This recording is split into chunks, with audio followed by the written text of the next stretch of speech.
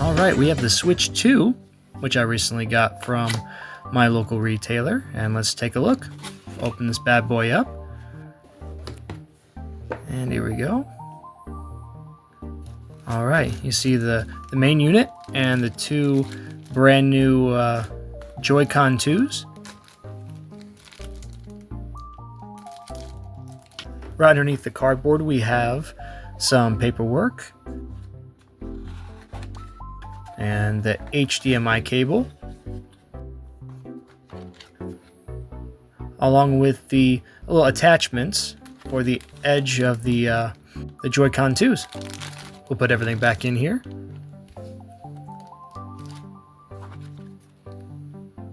All right, and over here we've got the controller that the Joy-Con 2s click into, kind of similar to the original Switch. And then I think this is the power cable. And then the power brick that plugs into the wall. And then here we have the dock. Just got a different plug than the original, which I kind of wish that the old Switch and the Switch 2 had a similar docking station, but I digress. Looks fairly similar, just a little more smoothed out around the edges.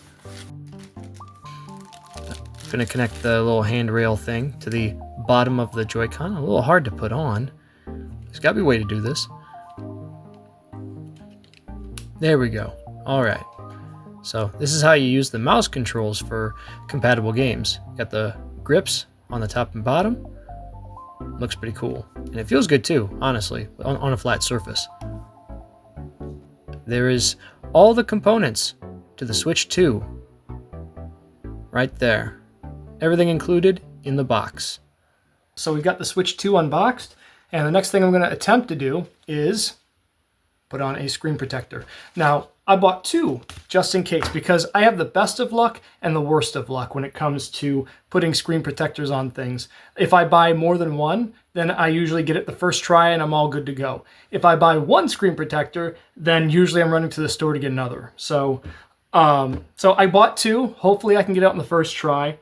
But yeah, one thing to keep in mind with the Switch 2 is it has a plastic film on there already. Now, originally, like I was kind of apprehensive about it, so I did some research online, and people say that even though there's a plastic screen protector over the screen, it's not scratch resistant. So you can get scratches easily by taking the Switch 2 out and into the dock.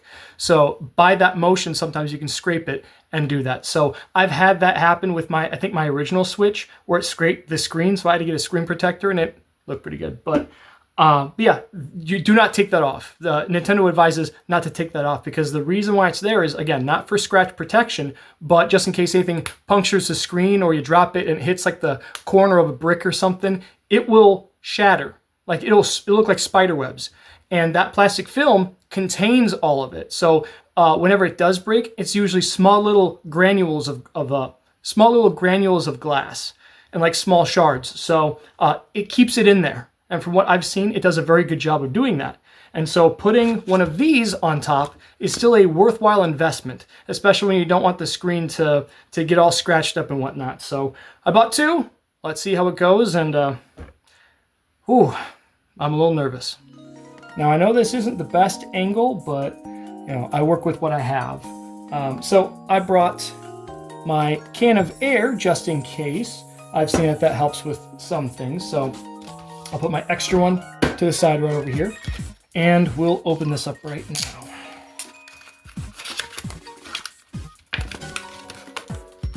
Okay. Make sure there's nothing else in there. Nothing. All right, cool. All right. This always scares me every time I see these. Oh, no. Okay. So the contents comes with one of these plastic things you bend in half and use to get the air bubbles out. You got doesn't even look like a microfiber cloth. It just looks like a fiber cloth. I don't know. Oh, this one's kind of bent a little bit. Not real happy about that, but maybe that won't matter. We'll see. Make sure there's no dust on the cleaning cloth or filter. Well, it's already on my table, so that's kind of a lost cause. Make sure there's, let me see, do not apply in a dusty place. My whole house is dusty. My whole house is dusty, so there's not really any escaping that. I don't know if the basement's any worse than upstairs, but we're just gonna stick with what we got. So worried about this. Okay. So it shows, all right, so this is where you put your finger. It actually exposes the film. That is, okay, that's kind of good. Okay, so what's next? Oh, it looks like there's dust on the bottom. It was on the screen thing. These things are $16 and they shouldn't have any sort of crap on there. Well, let's see. That stinks. Can I edge it? Can I edge it out? Or I don't know. There was dust underneath the film. I checked before I put this down.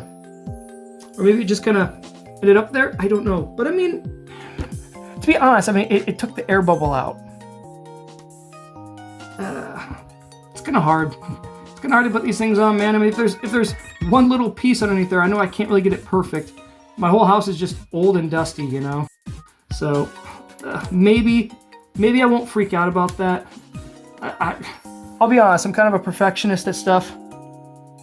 So maybe I just will ignore that. We haven't used my phone screen anyway. Okay, so we got this then, how it is.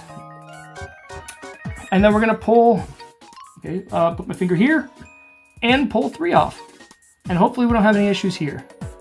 No, there's nothing. Oh, there's a hair underneath the edge. Maybe I can get away with it. Maybe I can get away with it. Oh, crap. Oh, there's a freaking, how did a hair get in there? Golly, man. Ugh. I tell you, it's a little, crap.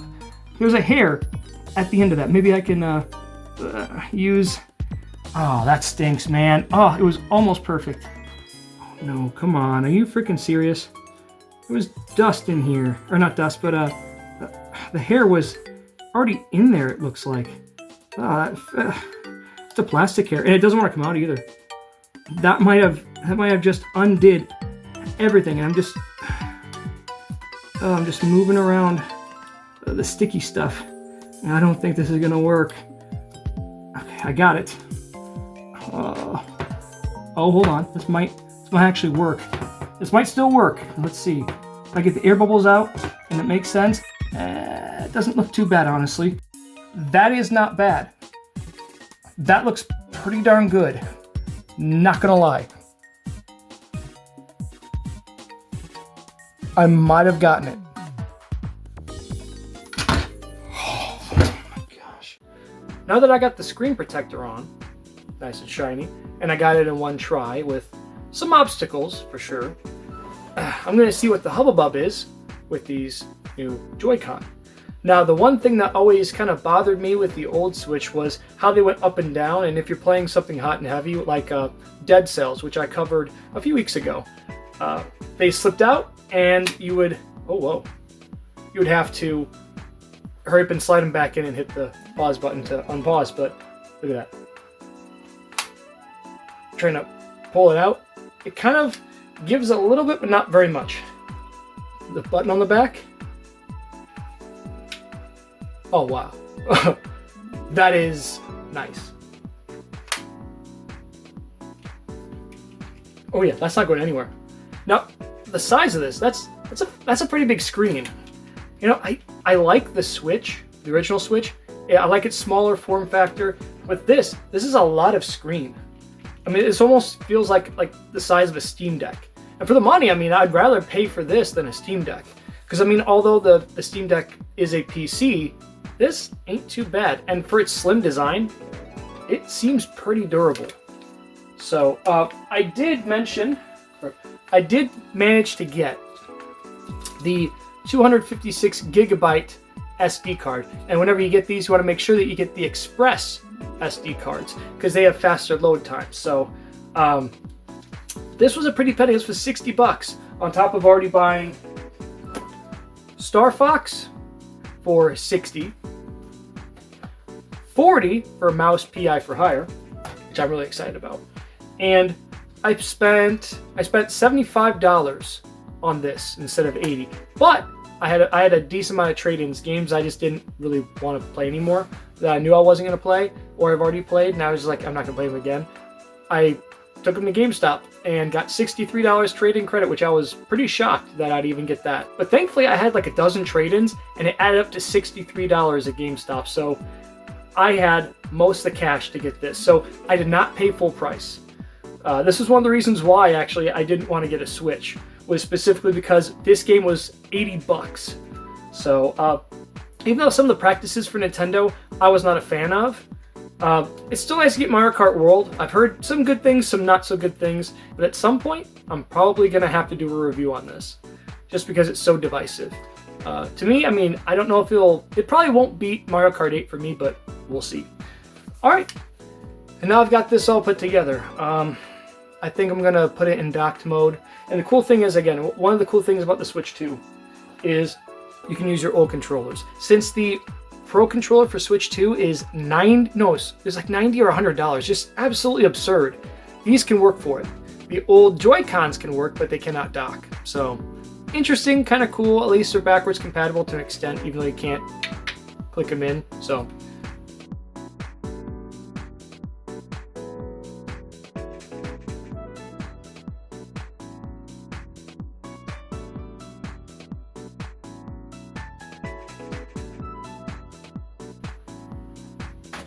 ow! Ah, freaking heck, man. Ow. Oh, right on the corner. That hurt, man, I tell you what. Bumped my head on the side of the entertainment center. Right on the corner, too. Alright, so now I'm at the point where it's telling me to plug it in. Nothing. What in the world? I plug it in, there's no light. So, I got a feeling this isn't plugged in properly. Maybe. There we go, there's a light. Got it connected. I plugged it in, unplugged it, plugged it back in, and that worked. I think my final thoughts are, after the PlayStation Sony debacle with ending physical discs for their games, I think that put it upon us to really support what still matters. If physical media matters to you, then you're going to have to support Switch 2, I think, at this point. At least that's my opinion. Not telling you need to do that, but look at my game room. I think I have a short on the channel, just kind of going through my game room, and it's changed a little bit incrementally here and there. I get more stuff. I rarely get rid of stuff, trade stuff off, but I have the power to do so because I have a game library. But for me, physical media matters to me. A lot of my memories, my childhood memories, are tied to game discs. Now my daughter comes downstairs and she'll hang out with me and she'll grab a game and start talking, like asking questions about it. That's going to matter to her one day. She's going to have those core memories. And I think that having a physical representation of the things that you love, it's nice to have items that tie to those core memories. But yeah, I mean, you don't really get that in a digital game. Like, you might feel it when you're playing a game. There's something to be said about holding the game in your hands. There's stuff on the inside of the artwork. I'm looking at the cartridge, reading the back, and I'm doing the same thing with these. I'm just like, wow, there's stuff to look at. Now, granted, I'd be looking at the manual or something like I used to as a kid, but if physical media matters to you, that's what you need to go do. You need to go get a system, you need to get games, and in this case, Switch 2 is going to be the only people who have not said anything about dismantling their physical games production. They're the only ones. Nintendo are the only ones that have not said anything, and from what I've read, Japan's still huge on physical games. So, seeing as they're a Japanese company, I don't think that's going to change anytime soon. They're going to be making the games anyway. And like with Mario Kart 8 Deluxe, it sold a bunch physical. I mean, it's one of the best-selling games of all time. How many of those do you think were physical compared to digital?